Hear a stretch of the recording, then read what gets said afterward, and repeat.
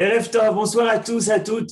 On se retrouve avec Midrash Yehuda Manitou et on continue avec notre ami Georges Spira, la saga sur les Juifs du Yémen. Vous êtes bien évidemment invités à participer sur le chat et à poser vos questions, vos remarques, vos réactions, toujours enrichissantes en fin du cours. Bechavot Georges, c'est à toi. Merci beaucoup, bonsoir à tout le monde. Alors, je voudrais d'abord placer le cours à la mémoire de ces 45 personnes qui sont décédées à Méron. Et c'est une catastrophe nationale, il faut le prendre comme tel. Et je voudrais aussi souhaiter refouach les mains à ces enfants qui ont été mitraillés au carrefour de Tapouar et qui sont dans un état tout à fait grave. Donc, toutes nos pensées vont à toutes ces personnes qui sont dans la difficulté ce soir. Ça, c'est pour les mauvaises nouvelles. Maintenant, j'ai plein de bonnes nouvelles et je suis heureux de pouvoir les partager avec vous. Alors voilà, Micheline Cohen a fiancé un petit-fils. Donc, nous lui disons tous Mazel Tov et on est bien content pour toute la famille. Josette Lévy. Alors, chez elle, c'est du travail en gros puisqu'elle fiance un petit-fils et elle a aussi fêté la naissance d'un arrière-petit-fils. Mazel Tov. Mazel Tov à Josette. Et Irène et David Fermont, alors aussi, font les choses en gros, puisqu'ils ont célébré la naissance d'un petit-fils et d'une petite-fille. Mazel Tov à eux également. Ce sont des bonnes nouvelles et on en a bien besoin. Voilà, alors mon petit résumé traditionnel sur les Juifs du Yémen. La dernière fois, nous avons vu qu'il existait deux versions du rituel de prière des Juifs yéménites, le baladi et le chami. Le baladi qui est strictement basé sur Rambam et le chami qui est au fond le même rituel, mais augmenté des apports de la Kabbale de l'Ouria. Donc, un rituel de prière d'inspiration palestinienne. Nous parlons bien sûr au début du XXe siècle. Voilà.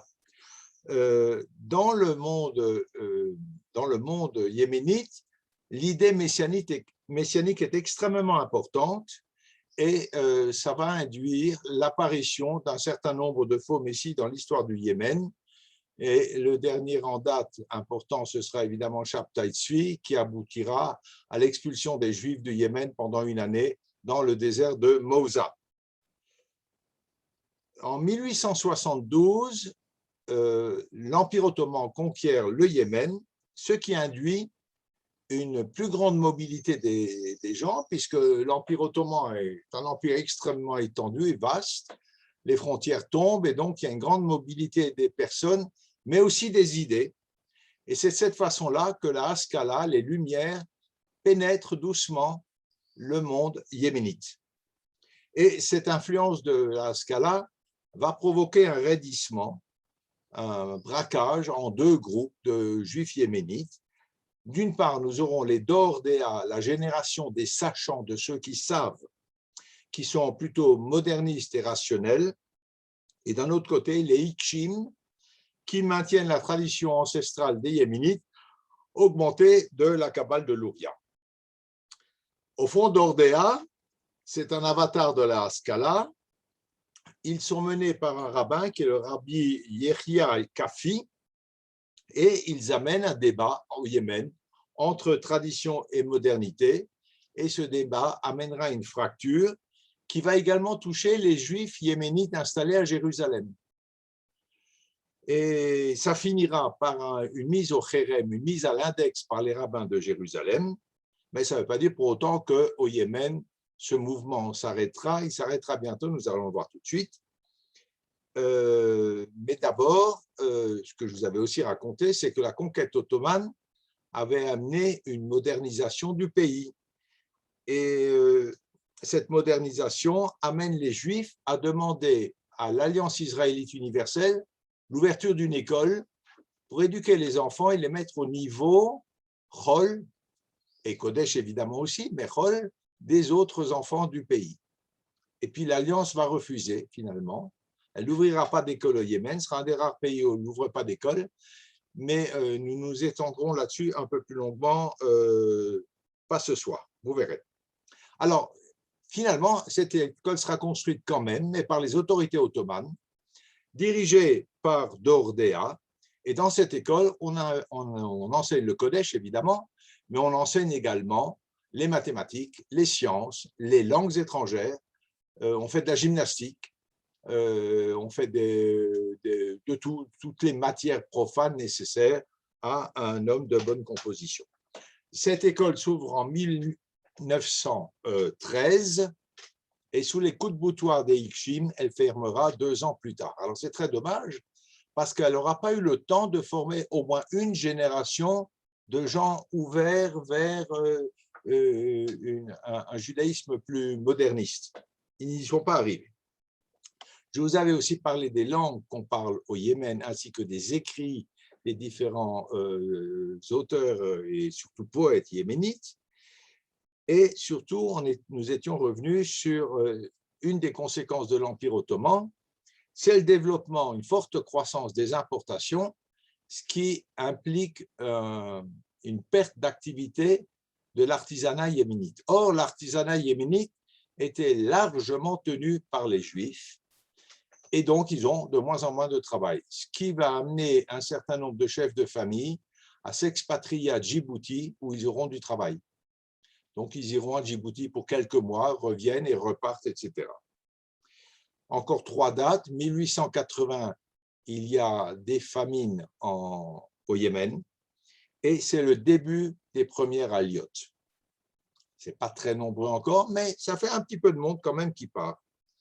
En 1904, je vous rappelle, le Yémen est ottoman, mais ce n'est pas tout le Yémen, parce qu'il y a des zones tribales. C'est tout ce qui est la montagne, le désert, etc., sont tenus par les Arabes yéménites. Et ces Yéménites attaquent en permanence les Ottomans. En 1904, il y a une très grosse attaque contre Sanaa, qui est mise en état de siège. Une famine se déclare et 80% de la communauté juive de Sanaa va mourir de faim. C'est un épisode tout à fait tragique que je vous développerai aussi, mais pas ce soir. Voilà.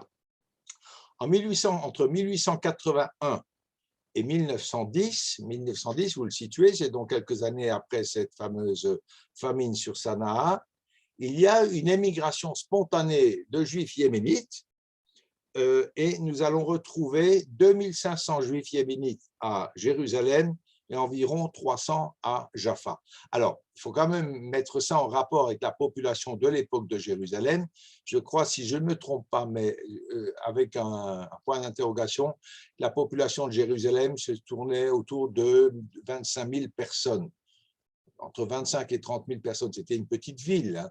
Elle commençait à déborder les murailles de Jérusalem pour installer des quartiers périphériques. C'est le début de l'expansion de Jérusalem. Donc, une petite ville dans laquelle nous trouvons 2500 Yéménites.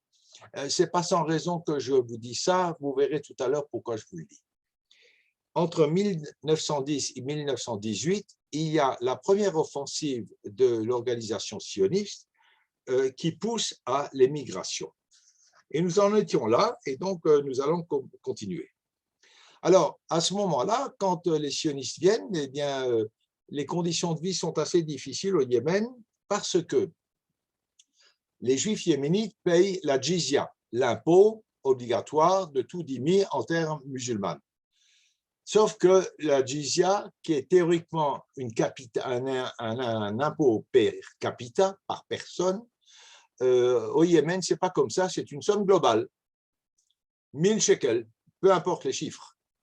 1000 shekels payés par 50 000 personnes. Sauf que quand il y a un certain nombre de personnes qui partent, cette somme de 1000 shekels reste toujours la même. Donc la charge de l'impôt pour la communauté restante est de plus en plus lourde. Et donc l'émigration entraîne l'émigration qui entraîne l'émigration. C'est-à-dire qu'on a toujours le même montant à payer par une population de plus en plus rétrécie.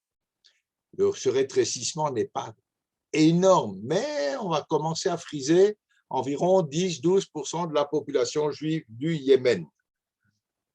Voilà. Et en 1909, Shmuel Yavnieli, qui est un délégué de l'organisation sioniste, dit que les communautés du Yémen, 1909, donc 5 ans après l'histoire de Sanaa, la communauté s'est reconstituée et surtout, il y a quelqu'un qui commence à prendre le pouvoir largement. Je vous en parle tout de suite. Il s'appelle Yahya Hamid al-Din. C'est un imam et c'est lui qui sera le patron du Yémen pendant presque 50 ans. Ce n'est pas vraiment un ami des Juifs, mais ce n'est pas non plus un ennemi farouche.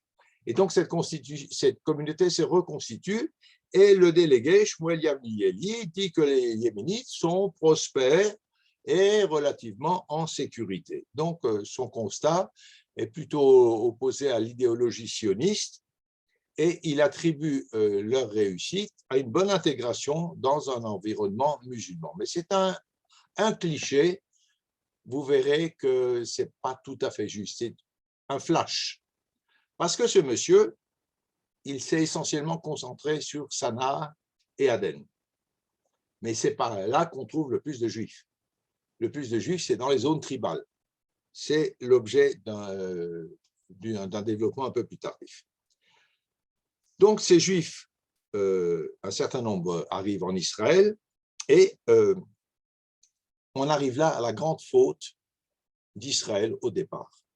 Vers les années 1900, la situation en Palestine est la suivante. Dans l'Yishuv, oui, en Palestine, ce qu'on appelle la Palestine. Les travailleurs européens partent, beaucoup d'entre eux partent, parce qu'il n'y a aucun avenir économique. La situation est très dure, il n'y a pas grand-chose, vous le savez, et ils ne s'en sortent pas, d'autant plus que les ouvriers arabes sont beaucoup moins exigeants au niveau du salaire et travaillent pour bien moins cher que les ouvriers européens. On est au début de l'agriculture. Voilà que l'organisation sioniste, elle trouve la solution, parce que c'est une époque, contrairement à notre époque contemporaine, où on veut que le travail soit fait par les Juifs. Ce sont les Juifs qui doivent travailler la terre, c'est comme ça qu'on va prendre possession, et toute l'idée sioniste, qu'on va prendre possession du pays en travaillant la terre. Et nous avons eu la chance, la fin de la semaine dernière, d'être en week-end à Har Bracha, qui est au-dessus de Shrem, et nous avons là encore des gens merveilleux qui développent, qui amplifient cette idée de prendre possession de la terre. Ils ont cultivé sur un sol aride au départ, il y a une quarantaine d'années, de la vigne, ils font maintenant du vin qui est primé dans des concours internationaux, ils font de l'huile d'olive, ils ont des troupeaux, ils occupent le terrain, ils sont partout présents pour reprendre en main la terre. C'est la véritable idée sioniste qui, comme vous le voyez, existe encore aujourd'hui et Dieu merci, on doit un grand coup de chapeau à ces gens de Har Bracha, de Eli, de Itamar et toutes ces yishuvim qui n'ont pas une vie facile et qui s'accrochent à une terre avec un sionisme extrêmement militant. Chapeau pour eux. Donc voilà, on veut du travail juif. Alors l'organisation sioniste trouve une solution extraordinaire. Pour évincer les Arabes des implantations, on va employer, j'utilise le terme utilisé par l'organisation sioniste, les Juifs arabes. Ça, c'est pour mon ami André. Ce n'est pas moi qui le dis, c'est l'organisation sioniste.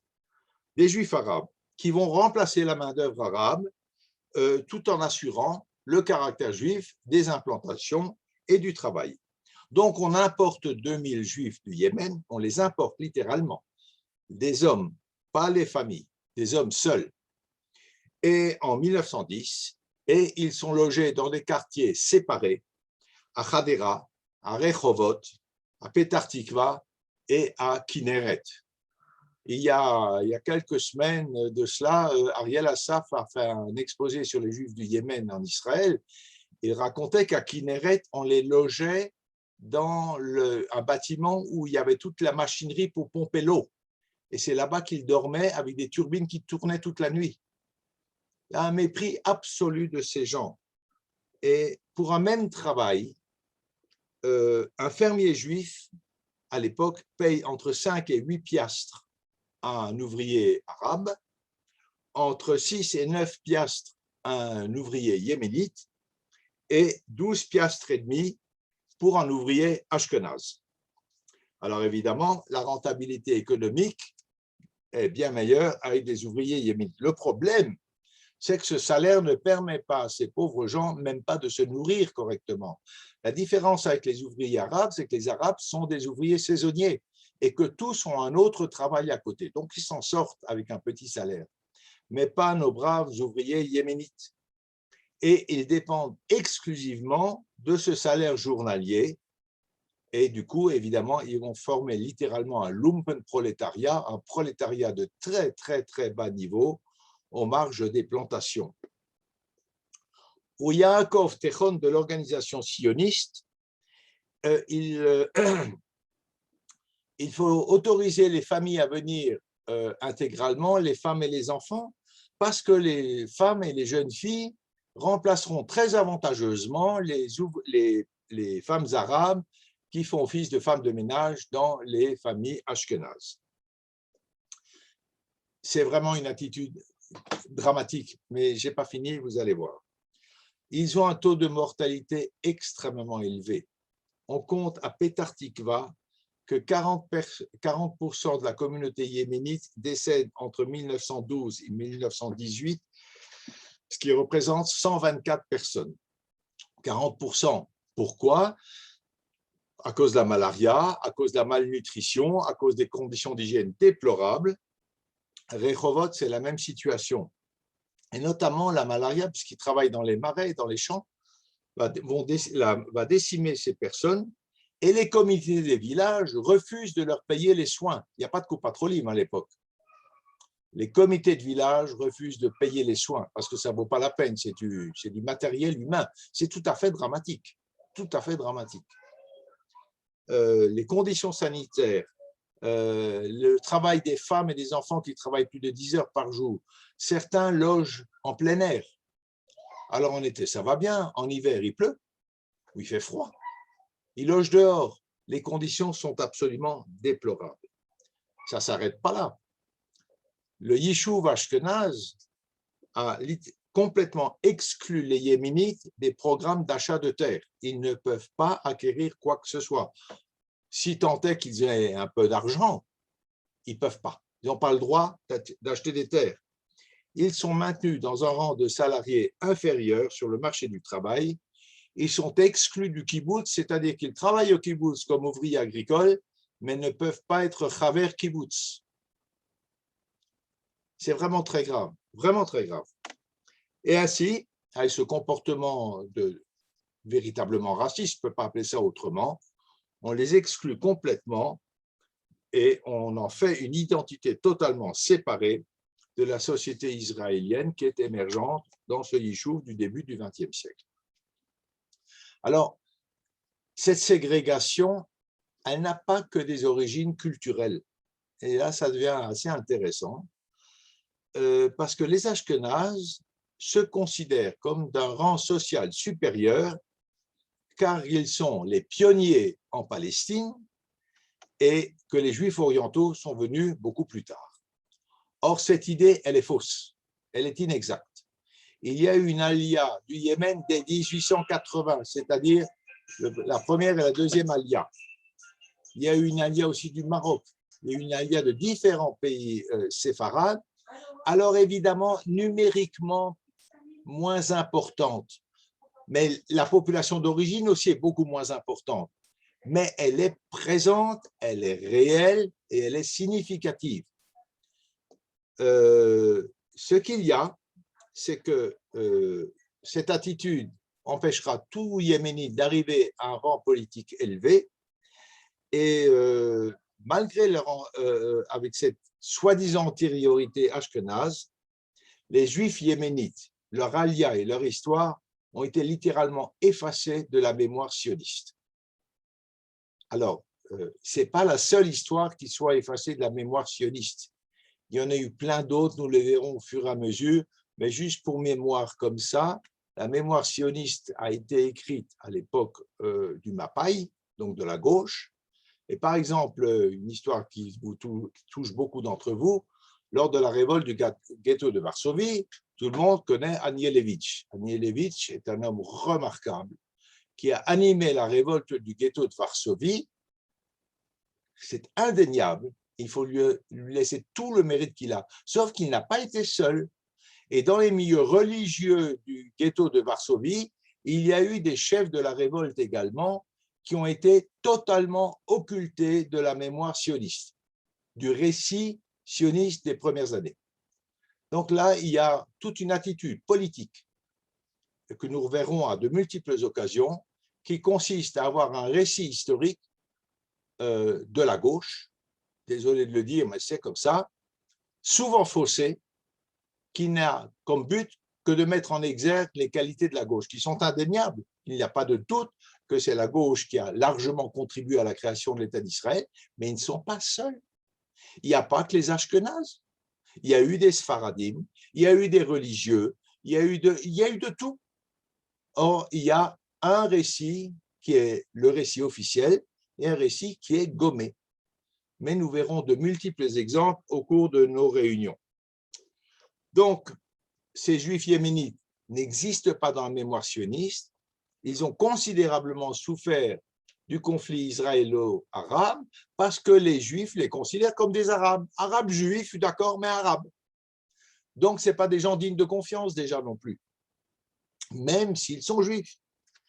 Et ils sont payés au tarif arabe.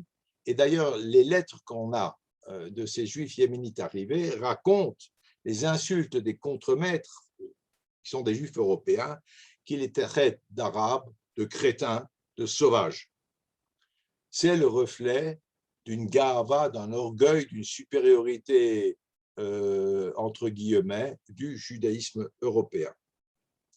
Et ce discours sioniste, qui est mené par Ben Gurion, par Arthur Roupin, je vous signale quand même, c'est des gens de gauche, oppose les ouvriers yéménites, simples travailleurs, sans idéal socialiste et nationaliste. Voilà les arguments. Simples travailleurs, sans idéal socialiste et nationaliste, aux ouvriers ashkénazes, idéalistes et capables de se dévouer à leur idéal. C'est vraiment une image d'Épinal, c'est une caricature.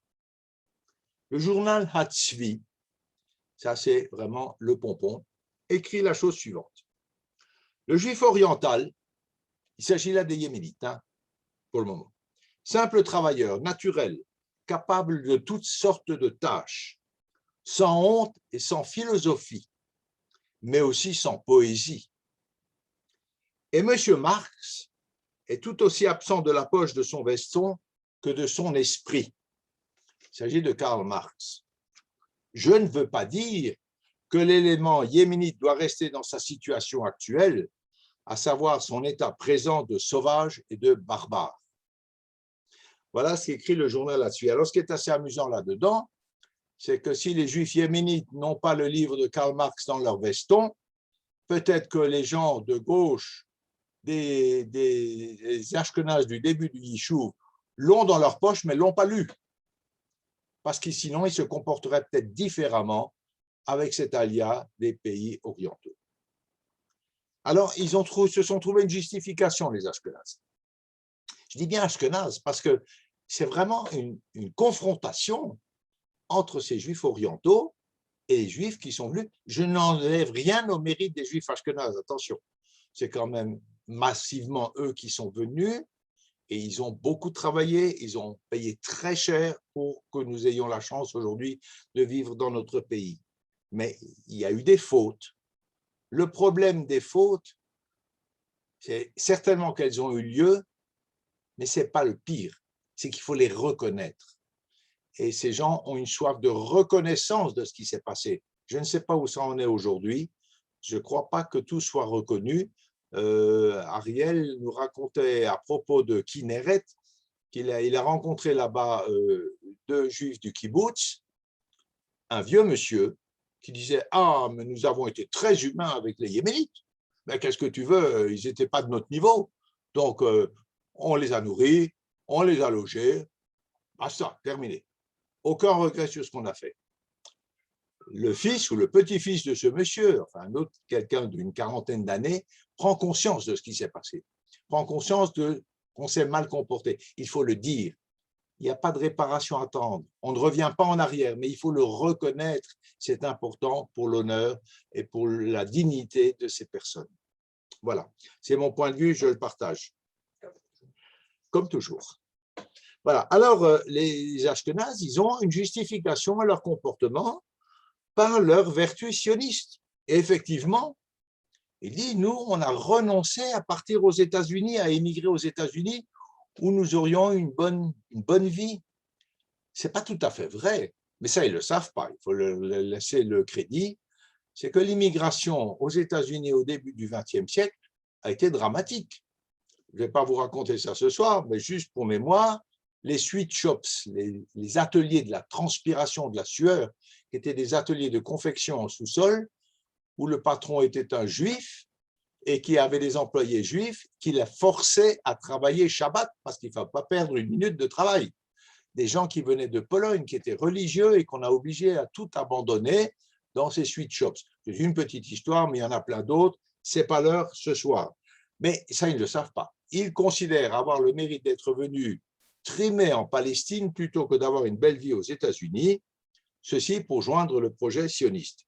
Ils sont donc tout à fait légitimes à dicter des valeurs, leurs valeurs, à la nouvelle société juive qui est en train de se constituer en Palestine. Les Juifs yéménites ne sont que des travailleurs naturels, sans idéologie sioniste. Autant vous dire que cette façon de voir les choses préfigure les préjugés qui vont accompagner l'alia des Juifs, notamment marocains, algériens, il y en a aussi, tunisiens, enfin des Juifs du Maghreb, dans les années 50, dont l'alia va s'accompagner du même mépris et qu'on va flanquer dans des zones, dans des villes de développement pour s'en débarrasser et pour avoir une main-d'œuvre bon marché. Ce sera un peu moins dramatique quand même qu'avec les Juifs yéménites, mais ce n'est pas beaucoup plus élégant et on est quand même 50 ans plus tard. Et voilà, mais c'est une autre histoire dont je ne vais pas vous parler ce soir. Alors, entre 1919 et 1928, l'organisation sioniste encourage l'alia, l'émigration, et arriveront en Palestine 1413 hommes yéménites, hommes, je précise. En 1929, alors ce n'est pas assez rapide parce qu'on a besoin de bras pour travailler. En 1929, l'organisation sioniste ouvre un bureau à Aden et ça va nettement faciliter le voyage, d'autant plus que le voyage sera pris en charge par l'agence juive. Résultat, de 1932 à 1939, 6146 juifs yéménites arrivent en Palestine. Ça devient un chiffre plus conséquent, plus important. Leur motivation, elle était économique parce que la piastre ou le rial qui a succédé a beaucoup perdu de sa valeur. Il y a de la sécheresse, donc des récoltes très mauvaises, et on assiste à un retour des persécutions religieuses au Yémen. Alors la raison en est un vieux copain à nous que vous connaissez bien, je vous raconterai ça tout à l'heure, le Mufti al-Husseini. On le retrouve partout, comment on dit, un homme maudit, littéralement maudit. Donc voilà, ils arrivent, mais l'agence juive qui a ouvert son bureau à Aden a un projet économique. Ils ne sont pas sur le même registre que les juifs yéménites. Et donc on procède à une sélection. Seuls obtiennent un visa pour venir en Israël des hommes de moins de 35 ans, en bonne santé, capables de travailler manuellement, et eux seuls reçoivent un certificat d'immigration. Bien. Il y a un monsieur qui s'appelle Yihye Haibi. Est-ce qu'il est mon monsieur là? Voilà. Yihye Haibi. Ce monsieur est né à Sanaa en 1911 et vers l'âge de 20 ans, il rencontre un Européen qui lui donne son matériel photographique, appareil de photo, zoom, etc. Et cet homme va passer son temps à photographier les familles juives, mais également des familles musulmanes jusqu'à la famille royale. Et après un incident anti-juif qui le concerne directement, il émigre en Palestine en 1944. Mais avant d'immigrer, il photographie plein de scènes de la communauté juive, notamment dans les campagnes, et qui sont autant de témoignages du mode de vie des Juifs yéménites, donc au mi-temps du XXe siècle. Toutes ces photos ont été exposées à Beth Tiro en 2014. Alors, je ne sais pas, certainement, certaines personnes d'entre vous ont pu voir cette exposition. Mais je vous ai dit tout à l'heure que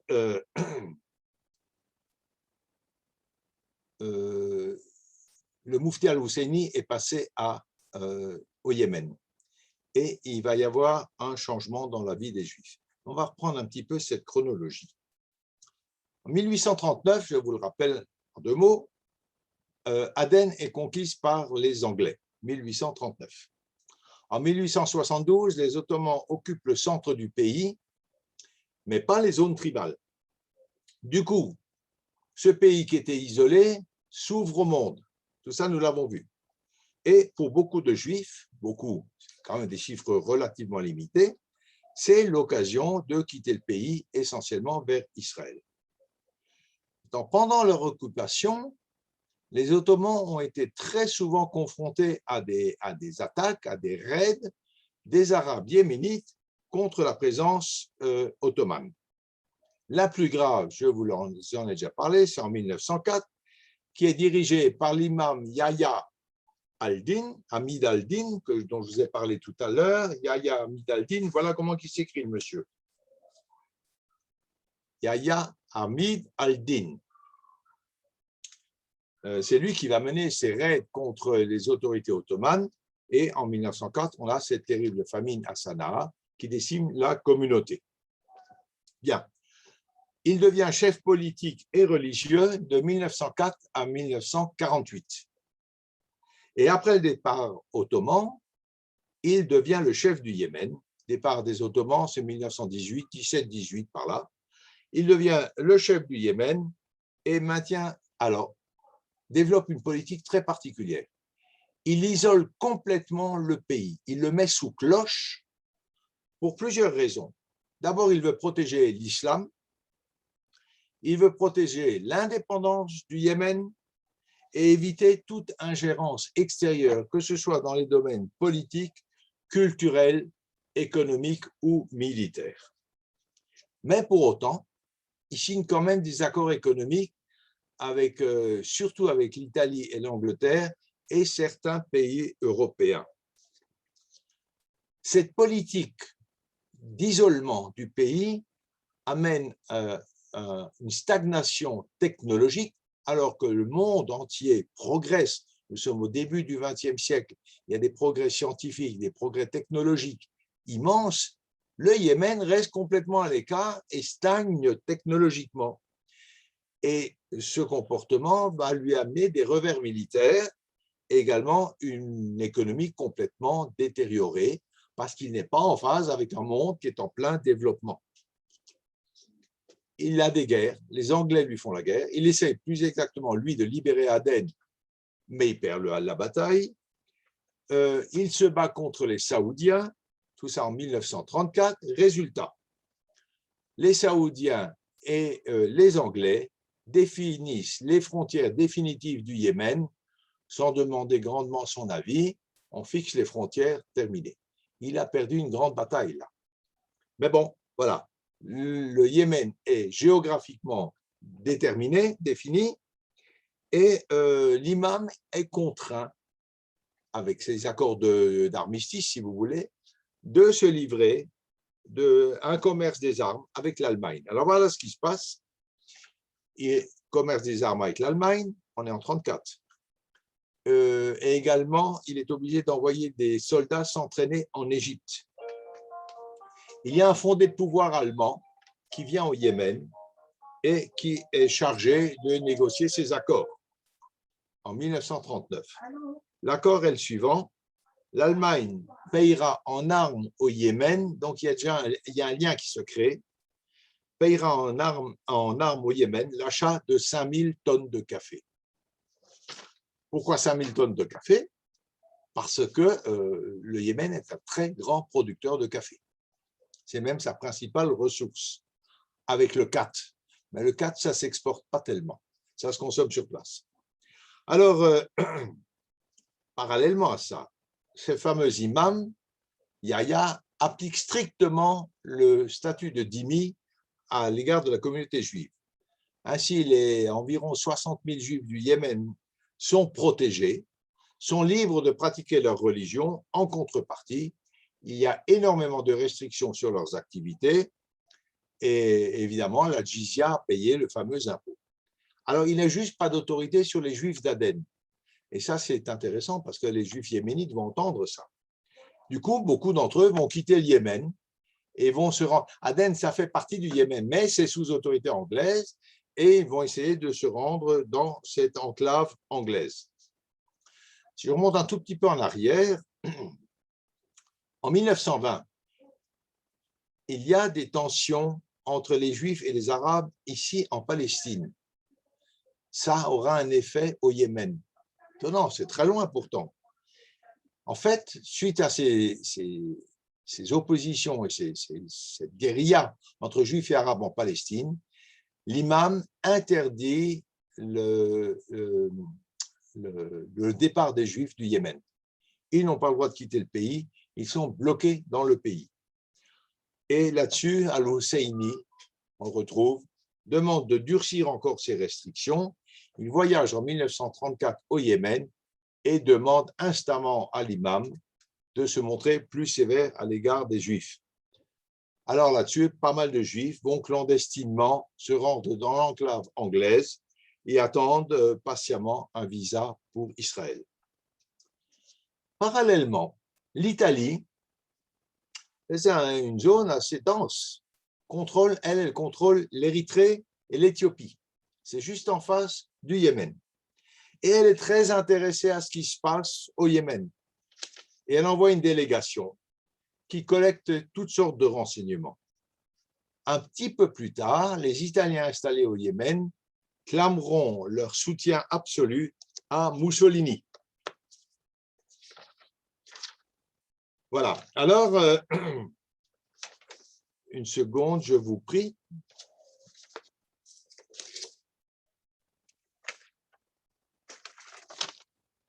Voilà. Nous y sommes.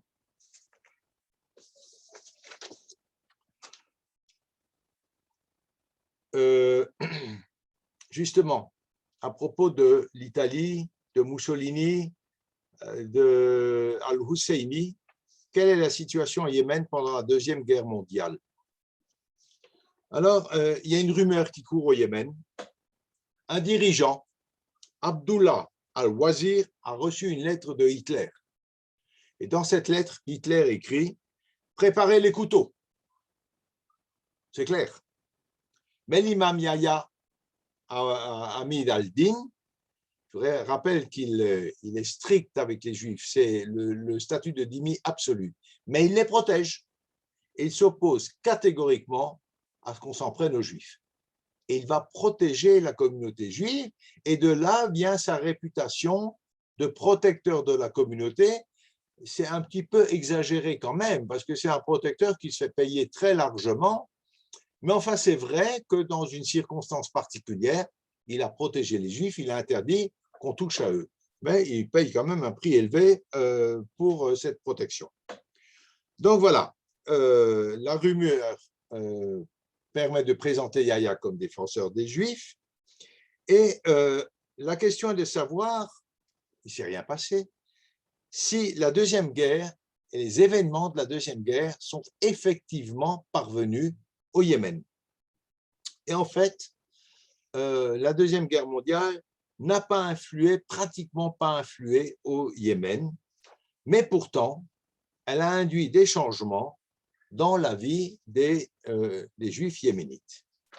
Alors, ces changements, de quel ordre sont-ils?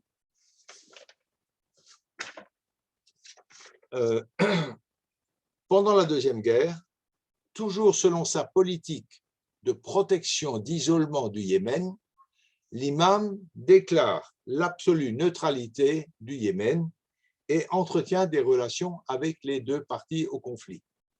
les Allemands et Italiens d'un côté, les Anglais et les Français de l'autre. Les Français n'ont rien à faire au Yémen. Les Italiens contrôlent l'Éthiopie et l'Érythrée. Les Anglais contrôlent le canal de Suez, le Soudan et le sud du Yémen, donc la région d'Aden. Donc, on a là une lutte d'influence. Il y a différentes batailles entre les Italiens et les Anglais, et finalement, les Italiens sont vaincus par les Anglais et expulsés du Yémen. Fin de l'épisode italien. Mais il faut préciser que ni les Italiens ni les Anglais n'ont jamais cherché à conquérir les zones tribales, les zones de montagne ou de désert.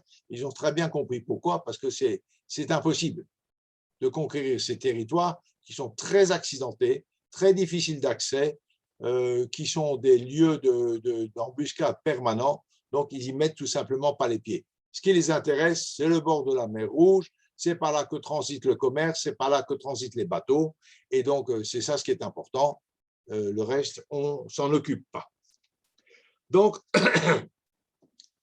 ils ne s'occupent que des combats dans la mer Rouge, mais ces combats dans la mer Rouge, entre Anglais et Italiens, et plus tard entre Anglais et Allemands, vont stopper littéralement le commerce des Yéménites avec les pays étrangers. Tout est bloqué. Alors, ce commerce qui est bloqué fait chuter les prix du café de 60%. C'est une catastrophe économique.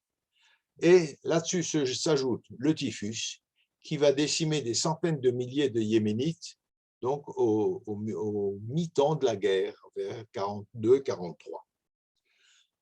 Bon, ça c'est l'histoire du Yémen. Maintenant, quelles sont les conséquences pour les Juifs du Yémen? C'est ce qui nous intéresse.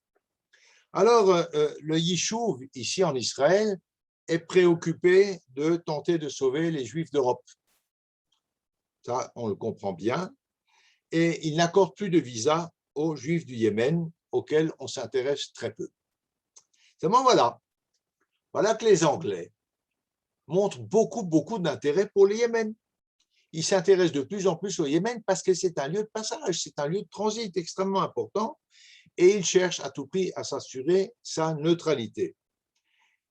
Les Anglais rencontrent les Juifs de Sanaa, et du coup, en Eretz Israël, on commence aussi à s'intéresser au sort de ces Juifs. Pourquoi? Parce que nous avons ici un problème avec les Anglais en Palestine. Alors que les Anglais sont en train de caresser les Juifs du Yémen dans le sens du poil, quand même aller voir un petit peu ce qui se passe là-bas. C'est important. Donc voilà, on envoie un délégué qui s'appelle Reginald Champion, un Juif d'origine anglaise, qui se rend sur place pour se rendre compte de la situation. Alors, il va discuter avec les Juifs, mais en présence d'un notable arabe. Parce qu'il faut quand même surveiller qu'ils ne disent pas trop de bêtises, ces Juifs, et qu'ils racontent la vérité entre guillemets. Donc, il se rend compte que la situation n'est pas si mauvaise que ça pour les Juifs du Yémen, et la situation est correcte. Et puis, il part. Mais il ne part pas tout à fait, parce que les Juifs vont lui courir après discrètement et lui rendre compte de la situation véritable des Juifs au Yémen, au milieu de en 42, 43, et il l'informe de la réalité. Et la réalité, elle est beaucoup moins brillante. Et alors, il se passe le phénomène suivant. Là, c'est une histoire assez peu connue, c'est qu'en 43, les visas que les Anglais accordent à des Juifs européens pour venir en Palestine sont inutilisés parce qu'on n'arrive pas à partir, on n'arrive pas à quitter. On n'arrive plus à quitter, notamment Pologne, Russie, etc. Donc, les Anglais vont attribuer ces visas à des Juifs yéménites. Et nous aurons donc une immigration assez importante de Juifs qui passent par Aden. Il y a de 43 à 45, 5000 Juifs yéménites qui arrivent en Eretz et 5000 autres qui s'installent à Aden en attente de partir. 43, 45. Et puis, c'est la fin de la guerre. Et c'est stop à l'immigration. Vous connaissez l'attitude des Anglais en Palestine. Il n'y a plus un seul Juif qui peut rentrer. C'est toutes les histoires de l'Exodus, etc. Ce n'est pas l'objet ce soir, mais il y a aussi, on stoppe, on bloque l'immigration du Yémen. Alors, c'est ennuyeux parce que les Juifs du Yémen, ils ont entendu une rumeur terrible sur leur prochain massacre. En fait, il ne va jamais rien se passer, mais ils ont entendu ces rumeurs. Et rien ne se passe, mais rien ne prouve non plus que cette rumeur était fondée, mais les Juifs ont peur. Ils ont véritablement peur. Ils sont au courant de la Shoah, parfaitement informés, et ils se trouvent, alors ça c'est vraiment terrible de dire ça, ils sont complètement solidaires des Juifs ashkénazes d'Europe. Et ça va loin, on va le retrouver dans des textes. Le rabbin Tzadok Yitzhaki, voilà, le rabbin Tzadok Yitzhaki, qu'on appelle aussi Tzalach al-Sahari. Ne me demandez pas pourquoi, je ne sais pas. C'est date 1901-1986, donc c'est vraiment quelqu'un de contemporain. C'est un érudit. Il écrit une lettre.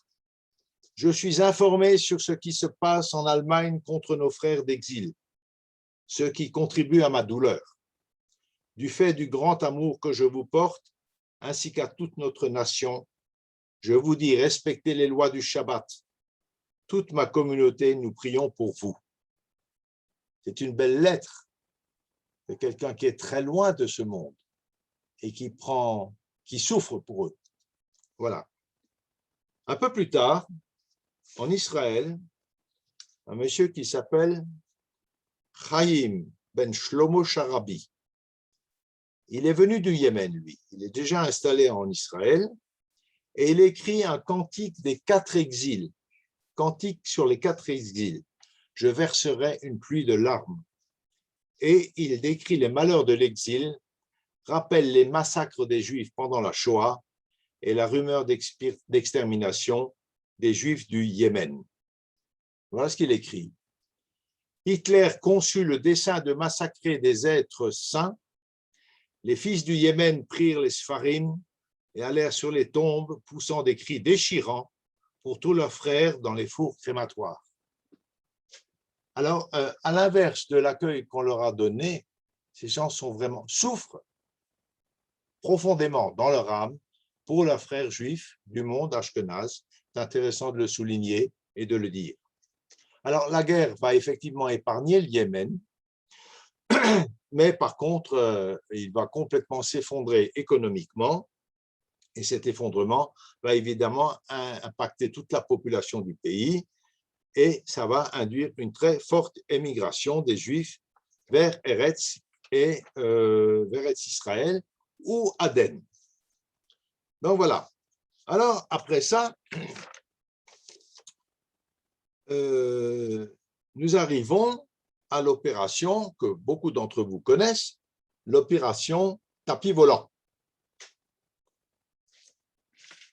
L'opération tapis volant 1949-1950. Israël est créé, les Anglais sont partis, l'immigration est ouverte.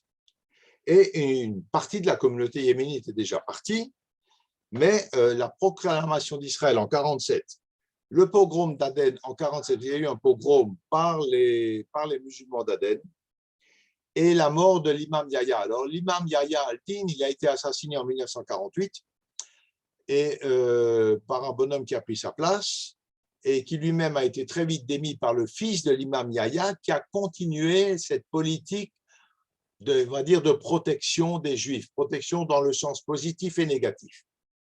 Voilà, mais en tout cas, l'imam, il est décédé et les Juifs prennent peur. Alors, cet assassinat provoque un départ massif des Juifs, d'autant plus que cette proclamation de l'État d'Israël est vue par cette population extrêmement pieuse comme l'accomplissement des prophéties et le rassemblement des exilés en Eretz Israël. Donc, on est là complètement dans le récit biblique, dans le récit tanachique, et ça va s'appeler l'opération tapis volant, puisque on dit que c'est sur les ailes d'un aigle que je ramènerai mon peuple en Eretz Israël. Et donc, voilà, ils sont dans cette situation-là. Ces avions qui vont venir, c'est le fameux aigle qui ramène les Juifs en Eretz Israël. Un camp qu'on appelle Géoula est installé à Aden, où ces Juifs vont attendre des mois avant de partir en Israël. Finalement, l'opération va rapatrier 49 000 juifs du Yémen. Resteront au Yémen, en tout et pour tout, environ 1200 juifs. On en retrouvera en 2009 290 et en 2015, suite il y a les persécutions des Houthis, on remet le couvert de nouveau. Et en 2016, la Sortnout récupère 19 juifs en pleine guerre des Houthis contre les Yéménites. Enfin, ça c'est leur salade à eux dont je ne me sors pas très bien moi-même. Et avec ça, c'est la fin des opérations de rapatriement des derniers juifs du Yémen. Pas tout à fait. Pas tout à fait. Le dernier convoi, alors ça c'est une histoire qui s'est déroulée il y a quelques semaines, le dernier convoi de Juifs ramène un Sefer Torah vieux de 600 ans. Et il reste environ 25-30 Juifs au Yémen. Et là-dessus, les Houthis arrêtent un Juif qui s'appelle M. Lévy, le mettent en prison. Et il y a quelques semaines, il y a moins de 2 mois, il y a un échange qui est proposé. On libère M. Lévy, parce que c'est lui qui aurait sorti ce Sefer Torah ou qui l'aurait remis. C'est un otage, tout simplement, à condition que 12 ou 13 juifs du Yémen quittent le Yémen. Donc, il en reste, 5 ou 6 peut-être aujourd'hui, peut-être 10, je ne sais pas le chiffre exact. Mais enfin bref, une douzaine de juifs ont quitté le Yémen il y a 2 mois et se rendre au Caire. De là, je ne sais pas ce qu'ils sont devenus, s'ils sont venus en Israël, je ne peux pas vous le dire, mais l'affaire est très récente et on arrive là, à la fin, à la toute fin d'une communauté de diaspora qui existe depuis 2000 ans. Et là, c'est vraiment terminé, il n'y a plus de juifs au Yémen. C'est fini. Voilà, alors, le transfert de 49, il ne va pas être très facile. Et il va s'accompagner de beaucoup de difficultés. D'abord, ce sont des Juifs très pieux qui sont émus quand ils arrivent en Israël et très vite déçus par le racisme, véritablement le racisme, l'impiété aussi. Les Juifs ne sont pas très religieux en Israël, par le mépris qu'on leur témoigne avec ces Juifs à demi sauvages. Ils sont tout de suite relégués au rang des couches sociales les plus défavorisées, les plus inférieures de la société. On les loge dans des Mahabarot. Ils ne sont pas les seuls, sauf que leur durée de séjour dans les Mahabarot sont plus longues que la durée de toutes les autres aliotes, qu'ils soient ashkénazes ou séfarades. La durée de séjour dans les Mahabarot des Juifs yéménites est beaucoup plus longue et ça n'était pas une sinécure que d'habiter là-bas. Ils subissent beaucoup de traumatismes. Les enfants sont envoyés dans des écoles laïques qui n'ont aucun respect pour leurs coutumes. Quand même vous rendre compte que ces gens viennent du Moyen-Âge. Bien qu'ils aient des informations, etc., ils viennent d'un monde complètement différent. Ils sont transférés dans un monde semi-moderne. On est en 1950 quand même seulement. C'est un traumatisme absolu. On n'a aucune délicatesse, aucune souplesse, aucune prévenance à l'égard de leurs croyances. Donc, on envoie ces enfants dans des écoles laïques qui ne respectent rien de leur tradition. Ils sont donc déculturés et se retrouvent souvent en opposition avec leurs parents. On leur apprend des choses modernes. C'est évidemment apparemment plus facile d'être non religieux ou peu religieux que de pratiquer toutes les traditions. Et donc, on se retrouve tout de suite dans des situations d'opposition avec leurs parents. Des professeurs leur coupent leurs péotes. Or, ce qu'ils appellent les simanim, les péotes, c'est vraiment un signe distinctif du juif yéménite. Et on leur coupe leurs racines en leur coupant ses cheveux. Donc, c'est douloureux. Quand ils sont venus massivement, ces juifs du Yémen ont amené des caisses et des caisses de manuscrits extrêmement précieux et de livres très anciens. Vous avez dit qu'ils ont écrit beaucoup de commentaires sur toute notre littérature et ils ramènent donc des caisses. Ces caisses sont acheminées par un bateau depuis Aden. Et quand les Juifs yéménites veulent récupérer ce qui leur appartient, Alors, il dit, ben non, désolé, l'entrepôt, on les avait mis à brûler. Alors, il n'a pas brûlé. On a pris, alors, quelque part, c'est peut-être positif, mais il y a une façon de faire les choses. Probablement, une grande partie de ces documents ont été protégés et livrés dans des instituts ou à la Bibliothèque nationale afin de recherche, afin d'études, probablement. Probablement, il y a aussi eu un trafic sur ces documents. Ça semble assez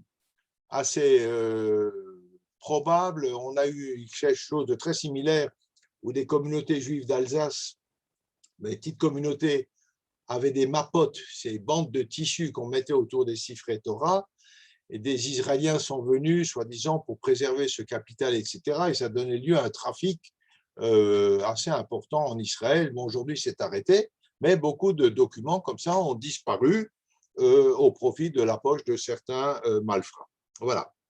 Mais évidemment, l'affaire la plus terrible, c'est celle des enfants. Un traumatisme absolu pour ces familles.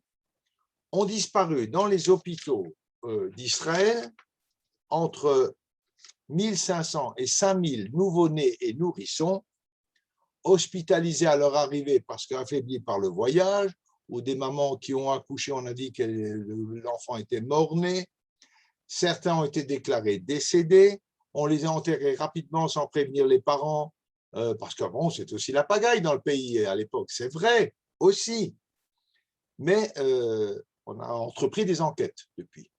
3 enquêtes n'ont pu conclure et il y a des rumeurs que beaucoup de ces enfants ont été donnés à des familles ashkénazes en mal d'enfants. En 1995, une nouvelle enquête est diligentée suite à une manifestation assez musclée du rabbin yéménite Uzi Meshulam, et on examine 800 cas et les conclusions sont les suivantes. 733 enfants sont déclarés décédés, 56 cas sont incertains et déclarés potentiellement adoptés, y compris vendus à des familles juives américaines. Voilà la conclusion. Mais ça ne suffit pas. Les familles font pression 2016, c'est-à-dire 70 ans après ces événements, mais la plaie est ouverte. Les familles et l'opinion publique font pression et Netanyahou confie une enquête en 2016 à Tzachi Hanegbi et oblige à déclassifier tous les documents. Voilà, nous en sommes là de cette affaire des enfants disparus et nous en sommes là de notre histoire des Juifs du Yémen qui se termine avec ça. Voilà, je vous ai raconté l'histoire des Juifs du Yémen. Maintenant, je n'en ai pas fini quand même pour autant. Il y a eu des voyages. Plusieurs voyageurs ont rapporté des descriptions des communautés juives du Yémen. Et voilà ces braves gens qui sont venus.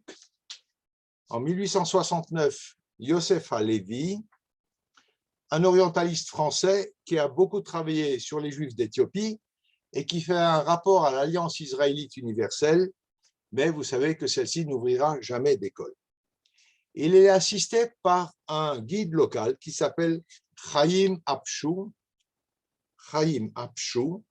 qui publiera 20 ans plus tard les souvenirs de cette expédition.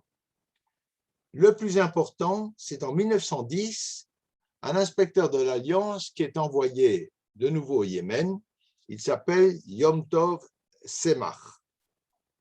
Et il étudie lui aussi la possibilité d'ouvrir une école. Il rédige un rapport où il décrit avec précision la vie des Juifs du Yémen, leur statut, leur implantation géographique, leurs vêtements, leur alimentation, leurs coutumes, leurs costumes. Et il nous rapporte entre autres qu'il y a à Sanaa 27 synagogues. Et dernier élément, entre 1928 et 1938, un géographe allemand, Karl Ratzius, collecte toutes sortes de matériel ethnographique, des meubles, des objets de culte, des vêtements, des outils, des ustensiles, des tissus, des bijoux. Et tout ça est exposé aujourd'hui au musée d'Israël et également au musée de Saint-Aignan à Paris. Voilà, maintenant, je vous ai préparé, ce sera l'objet des 2 prochains cours au moins, sinon 3, une compilation des rapports qu'ont effectué ces 3 personnes que je vous ai citées et qui nous donnent un cliché, une image extrêmement précise de la situation des Juifs du Yémen au début du XXe siècle. Donc, c'est une compilation et je commencerai à vous raconter ça la prochaine fois. Mais, pour terminer sur une histoire un petit peu souriante, je ne sais pas si elle est vraiment souriante, mais quand même, je vous ai dit qu'il y a eu au cours de l'histoire un certain nombre de faux messies qui se sont pointés. Et le dernier en date, que beaucoup d'entre vous connaissent, et dont j'ai parlé tout à l'heure, s'appelle Uzi Meshulam bar David. Je vous ai dit, c'est lui qui a fait une manifestation extrêmement violente pour demander la réouverture d'une enquête sur ces enfants yéménites disparus. Alors, ce Uzi Meshulam bar David, c'est quand même un personnage assez fascinant. Il est d'origine yéménite. Il s'adresse essentiellement à ses frères orientaux, privés dans les années 50 de leur identité, laïcisés et imposés, se voyant imposer un genre de vie par un establishment, genre de vie qui n'était pas le leur. Cet homme a un passé glorieux dans les troupes israéliennes, dans les troupes d'élite. Il a participé à des opérations militaires prestigieuses, à des opérations extrêmement dangereuses. C'est un véritable héros de l'armée. Et pour autant, il est aujourd'hui, je ne sais pas s'il vit encore, mais je pense que oui, il est embastillé, emprisonné à Bet Hashita. Bet Hashita, c'est un kibboutz près de Bet Shean, pour outrage, diffamation et incitation à la violence. Alors, c'est un homme très pieux, très pieux. Il débat avec Rav Shach. Il se présente comme Rav alors qu'il ne l'est pas, et professeur de Kabbale à usage quotidien.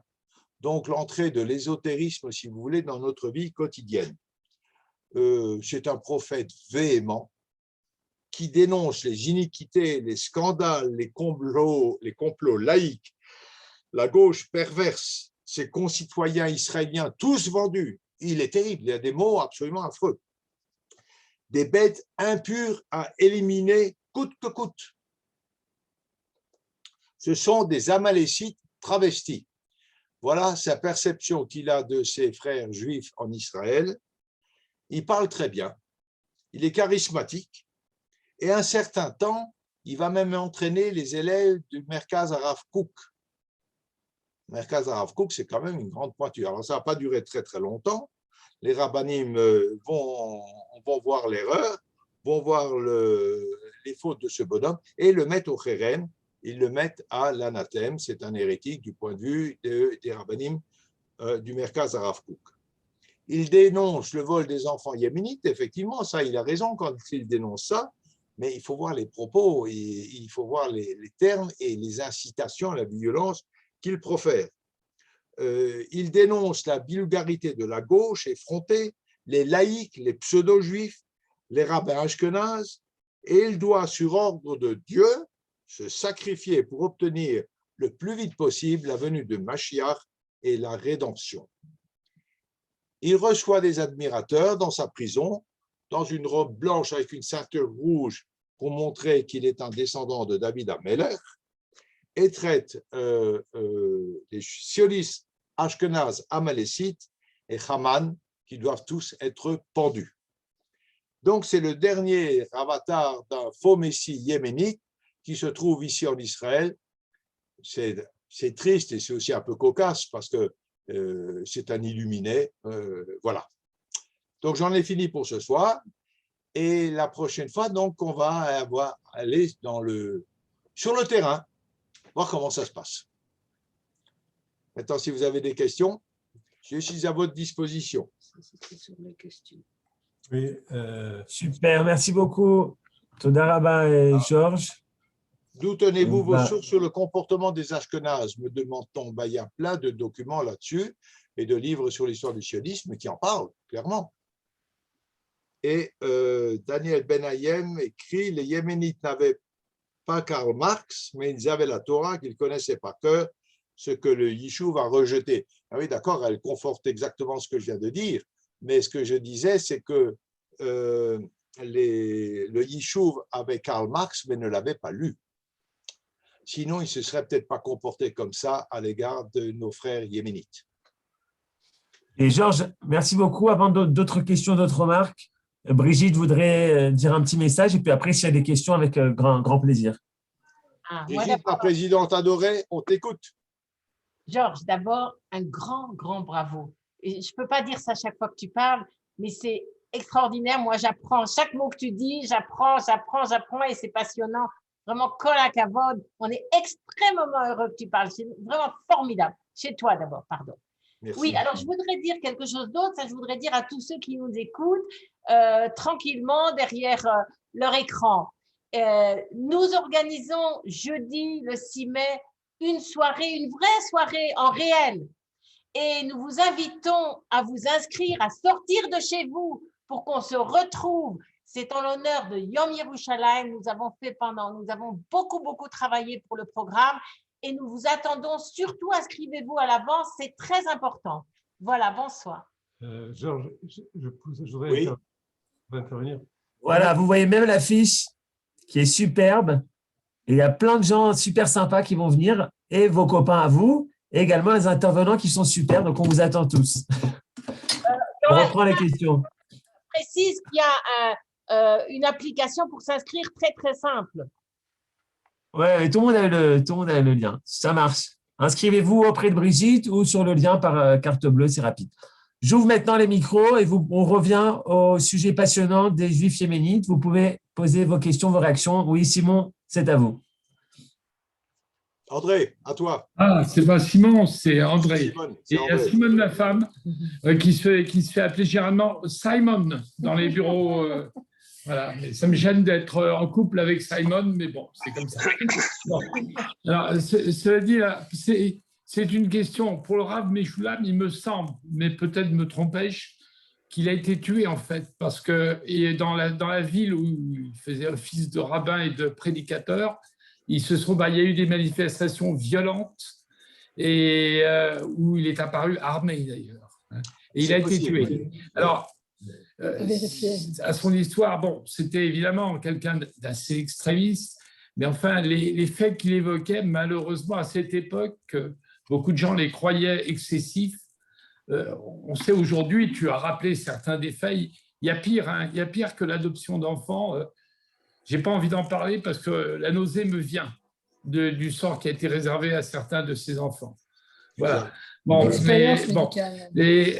mais c'est un tort de ne pas en parler, moi, je trouve. C'est un tort. Parce que veut dire André, j'en ai pas parlé.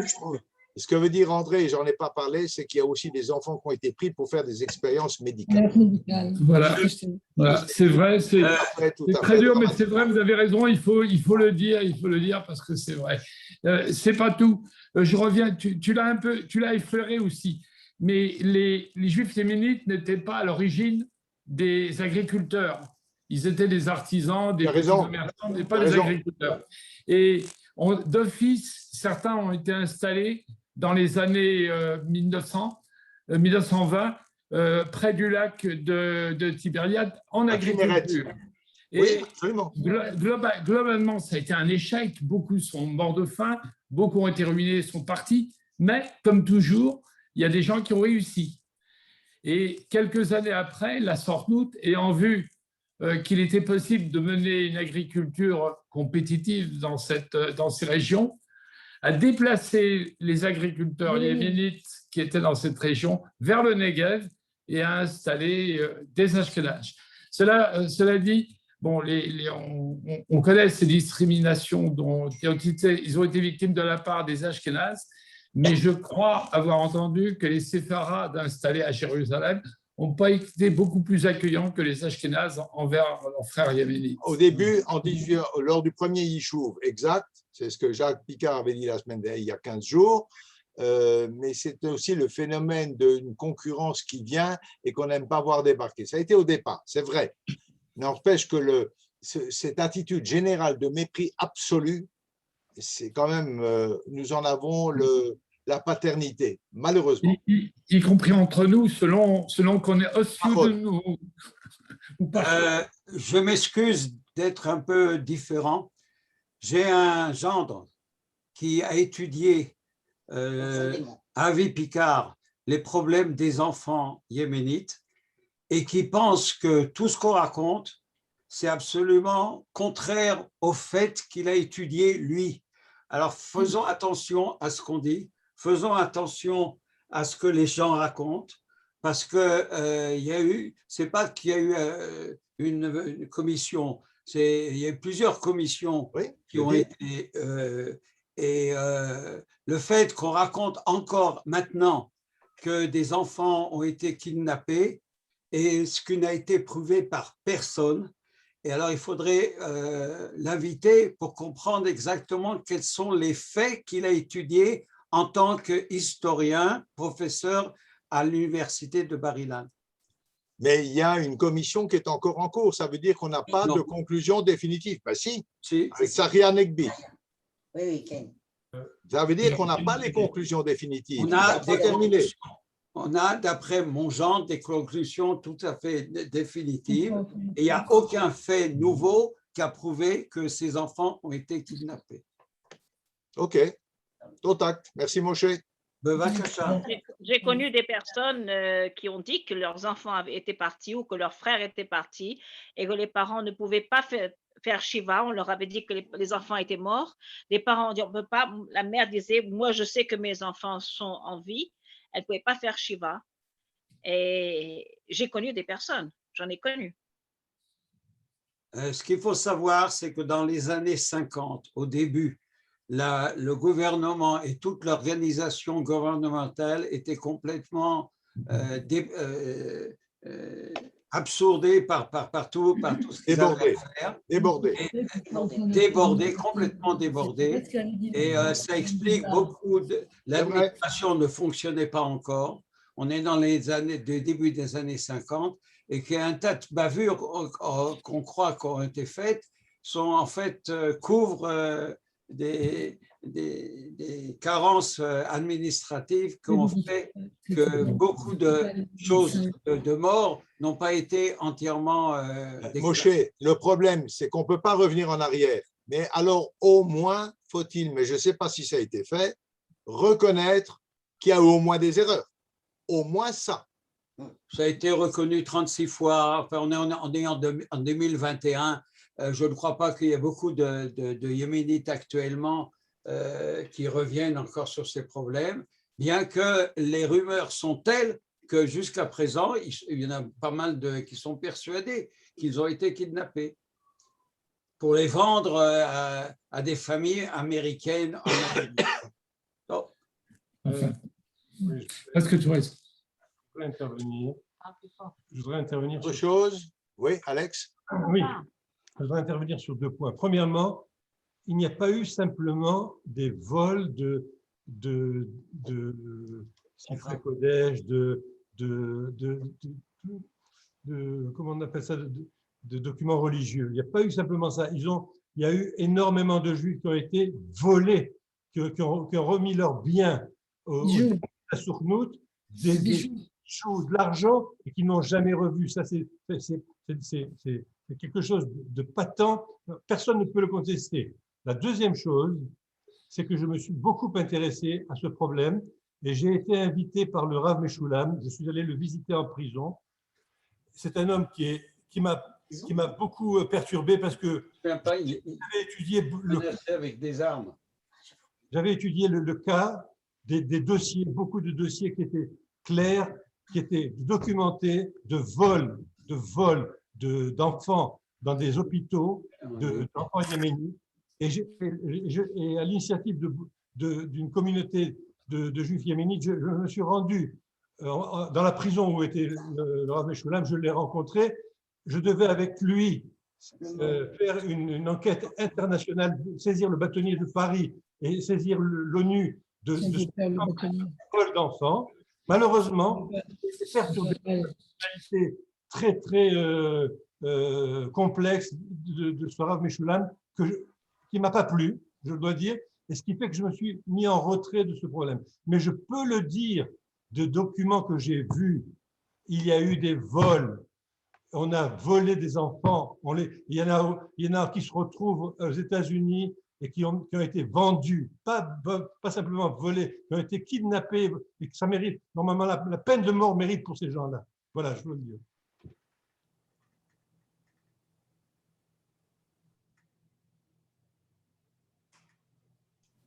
Autre question? Tout à l'heure, le livre de Yaldi, Allah Léa, où est parti mon enfant? Où est mon enfant?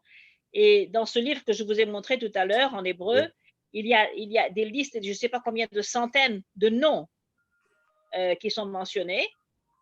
Et j'ai un ami qui est de Djerba d'ailleurs, il m'a dit que sa sœur avait disparu aussi, Sarah Alphon, et c'est lui qui m'a parlé de ce livre, et j'ai acheté le livre, et la fille Sarah Alphon est mentionnée parmi tous ses enfants.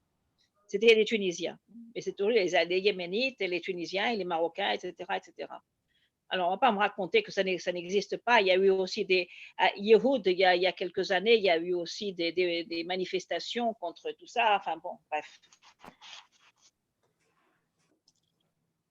Voilà.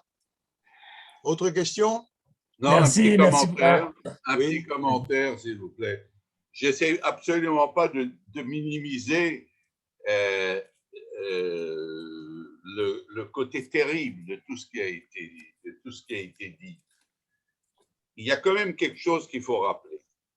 1950, en France, ça fait seulement 6 ans que les femmes ont le droit de vote. La France est un empire colonial. Et il y a eu 5 ans avant le massacre de Guelma, je crois. Aux États-Unis, il y a l'apartheid dans tout le Sud. Il faut comprendre qu'il y a 71 ans qui se sont passés, les mentalités ont complètement changé. D'accord.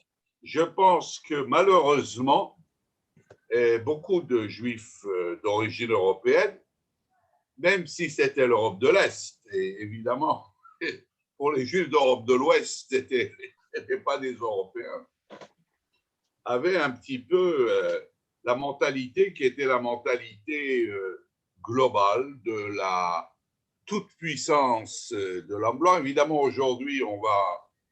Vous m'entendez? Oui, tout à fait.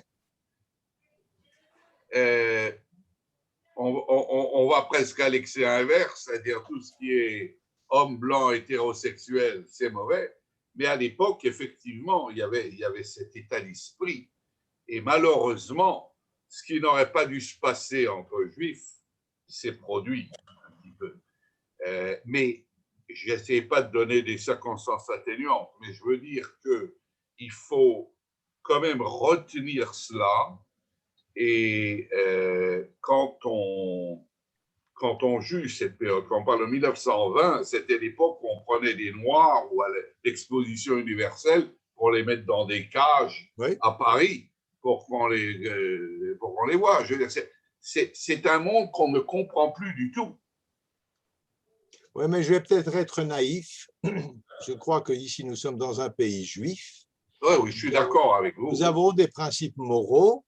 Et il s'est passé ce qui s'est passé, j'ai dit tout à l'heure, on ne refait pas l'histoire. C'est vrai qu'il faut lire l'histoire à l'aune de l'époque et non pas à l'aune d'aujourd'hui. J'en parlais quand on parlait de l'Alliance israélite, où je disais ces juifs français étaient amoureux de la France, mais il faut voir à l'époque, la France venait de les libérer, donc effectivement, ils étaient amoureux de la France.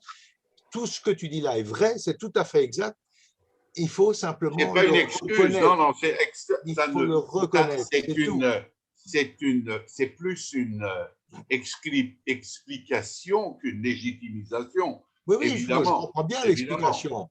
Mais surtout que lorsque les élèves du Gaon de Vilna sont arrivés à Jérusalem, ils étaient extrêmement pauvres, et là, la communauté sfarade a été formidable. C'est vrai. Exact. Ça a été formidable. Ils ont été, etc. Donc, non, à ce point de vue-là, c'est inacceptable et inouï.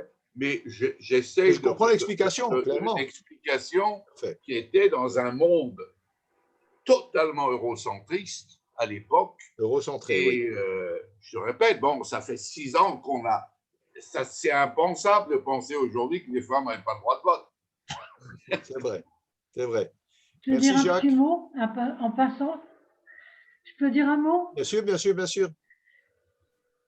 On peut parler dans le vide, mais quand on regarde des familles ashkénazes aux yeux bleus et qui ont des enfants, moi j'avais lu un roman comme ça, et que leurs enfants, ils sont noirs comme tout, c'est pas la peine de faire une enquête, c'est sûr que c'est pas génétiquement leurs enfants.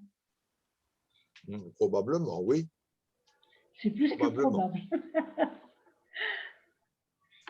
Merci. Ce n'est pas toujours vrai, parce qu'il peut y avoir chez des Ashkénazes des personnes de teint très mat, aux yeux bruns. Ouais. Donc, mais pas des foules. Je ne veux prendre la défense de personne. Bon, on touche des sujets un peu chatouilleux, je suis désolé, mais ça nous arrivera encore plus d'une fois. Plus on raconte l'histoire contemporaine, plus ce sera sensible. C'est-à-dire que j'ai des lettres des amis de mon mari marocains qui ont raconté comment ils vivaient ici en arrivant. C'est vraiment des documents que je ne montrerai pas d'ailleurs. Mais voilà. Oui, mais bon, il y avait des jeunes Allemands qui sont allés dépierrer la Galilée, qui ont vécu dans des conditions absolument abominables au départ. Certes. Le pays était pauvre, le pays n'avait rien, c'est vrai. Après, c'est une question d'approche, de respect des gens. On peut être pauvre et respectueux ou non. Et voilà. Il y a beaucoup à dire. Oui, mais malheureusement, Merci. dans les années 80, des choses semblables se sont produites avec les Éthiopiens. On n'a pas vendu leurs enfants. Non, ça, ça non plus. Ils avaient un Sefer Torah en Ge'ez qu'ils voulaient amener en Israël. On leur a dit, bon, écoutez, on vous le prend, on vous le rend en Israël. Et ils n'ont jamais revu. Et d'autres choses aussi. Ont été auctionnés à Sotheby. Et ça, j'ai entendu d'un Éthiopien lui-même qui était chez nous à Manchester pendant un week-end et qui nous a raconté tout ce qui s'est passé. En plus de ça, moi, j'ai été à Manchester justement à écouter une assistante sociale israélienne qui disait qu'il faisait un travail extraordinaire avec les Éthiopiens. Quand ils arrivaient en Israël, les enfants étaient mis dans des